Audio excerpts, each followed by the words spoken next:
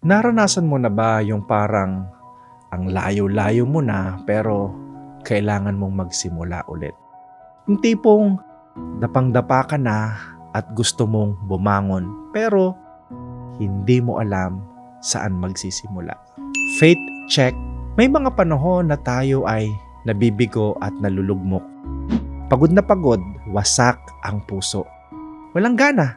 Tapos may maririnig pa tayong magsasabing, wala ka ng silbi. Hanggang dyan ka na lang. Kapatid, hindi yan totoo.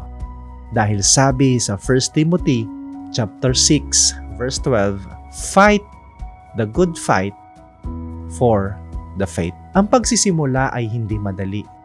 Pero ito ay isang desisyon. Kapag sinabi mong, Lord, susubukan kong pumangon. Guess what? Bibigyan ka ng lakas ng Diyos na kayanin ito.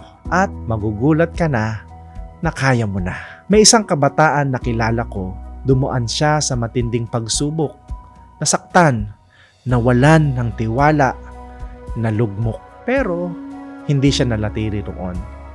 Bumangon siya, nanampalataya, at unti-unting binuo ang sarili. Kapatid, you are capable. Hindi ka basura. Hindi ka walang kwenta. May Kristo sa puso mo, kaya may kakayanan ka. Faith check. Anong sinasabi mo sa sarili mo ngayon? Puno ka pa rin ba ng doubt? O pipiliin mong magsimula muli? Dahil ang pasimula ay desisyon at kaya mong gawin yan. Kasama mo si Lord.